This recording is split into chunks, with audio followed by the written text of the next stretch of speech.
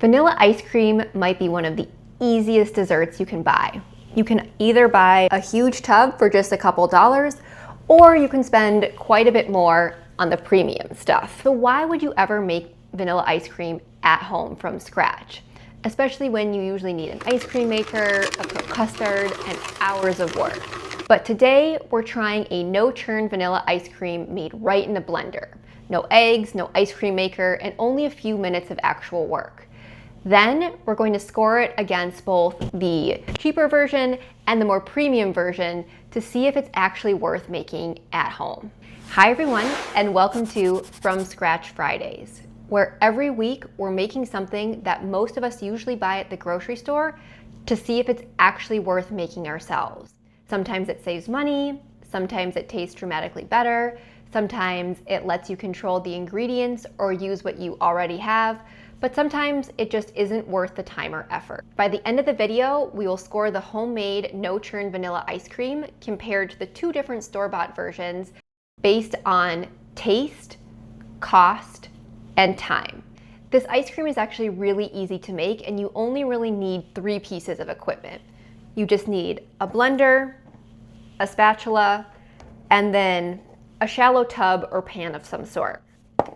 And in terms of ingredients, what you'll need is 2 cups of heavy cream, 1/4 of a cup of whole milk, 1/4 of a cup of light corn syrup, 2 tablespoons of sugar, 1 tablespoon of vanilla, 1/4 of a teaspoon of salt, and an entire can of sweetened condensed milk.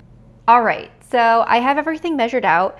But one thing I wanted to note is we are making a vanilla ice cream today, but the vanilla is a really great base. So if you like chocolate ice cream, if you like cookies and cream, you can always sort of add on to this vanilla base to make it whatever you want. Or if you like adding caramel or chocolate or sprinkles or what have you, this is a perfect recipe for that as well. So the first step in the recipe is to add the heavy cream to the blender. And we're gonna mix that until we get soft peaks forming. So I just finished blending and I noticed that hard peaks have formed instead of the soft peaks that I was going for, but that's totally okay. Basically, if the soft peaks had formed, what you would do is you'd scrape it down and then blend it again for probably about 20 seconds until you have the hard peaks form. But now that we have the hard peaks form, we can go ahead and move on to the next step of our recipe, which is literally just adding the rest of the ingredients. I'm gonna be adding the milk, the salt, the vanilla, the sugar, the corn syrup, and the sweetened condensed milk. So now that all the rest of the ingredients are in the blender, the last step of this is to blend it for about 20 seconds until it's all well incorporated.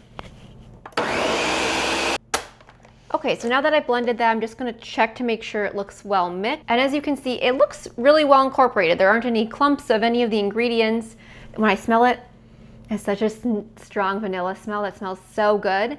So then, since everything looks good, I'm just going to transfer it to our container. And one thing to note about the container, I do have special ice cream containers that I bought from Amazon just because I enjoy making ice cream. But if you just have a bread tin at home, that will work great too. The one criteria that you want to use for the ice cream is you want to have a high surface area to volume ratio. So a pretty shallow pan is ideal, and that just helps the ice cream freeze more quickly, and allowing it to freeze more quickly helps it form that smooth texture that we all know and love with ice cream. So, all right, so it's transferred to my pan, and then before I stick it in the freezer, the final step that I'm going to do is just put the saran wrap over the top just to prevent any freezer burn. All right, now that I have my ice cream decanted into the container I'm going to freeze it in, I'm going to put this in the freezer for at least 6 hours.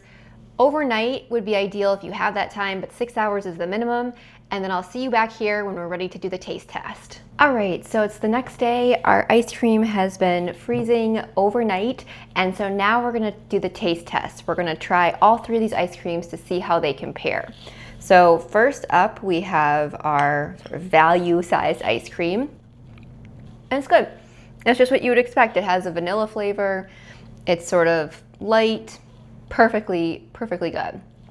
Okay, up next is our Haagen-Dazs, or our slightly more premium ice cream. And this one has a much richer vanilla flavor. It's much creamier, a little bit smoother. Definitely very good. All right, and now up last is our homemade ice cream. I would say that it tastes very similar to the Haagen-Dazs ice cream. The vanilla flavor is slightly richer, slightly more pungent almost, but in a good way. It's definitely smooth and creamy. I feel like if I had a blind taste test of these two, I couldn't tell them apart. So now let's see how they compare in terms of cost and time. So now, how does the homemade ice cream compare against the value and premium ice creams? In terms of cost, we did this on a per pint basis just to make it a fair comparison. So for the homemade ice cream, when we totaled all the ingredients we used, it was $2.82. As a note, this actually makes about a quart of ice cream total.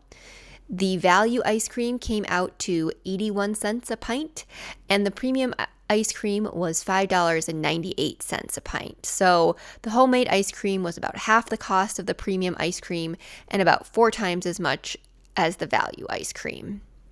In terms of the hands-on time, the homemade ice cream came together so quickly. It only really takes about 10 minutes of total time. It does require at least 6 hours in the freezer, and overnight is probably better, but really that's not so bad if you do a little planning ahead. In terms of the flavor, the homemade ice cream had by far the strongest vanilla flavor, but overall it was very similar to the premium ice cream in terms of the texture. It was very smooth, very creamy. I think honestly almost indistinguishable from the premium stuff. The value ice cream had a very mild vanilla flavor and definitely wasn't as smooth, but definitely a solid choice if you need a large amount of ice cream. And then the premium ice cream was definitely very smooth, very creamy, almost had a slight eggy flavor since Haagen-Dazs does include egg in their recipe. All right, so now comes down to the real question. Is homemade vanilla ice cream worth making, or should you just buy the store-bought? And I think in this case, it kind of depends. If you're hosting a party or you need a lot of ice cream, I feel like the tub is the way to go, just because you could make it all at home, but it would take slightly longer to make the volume you need or the amount of ice cream you need. So I think in that case, this tub is probably worth it.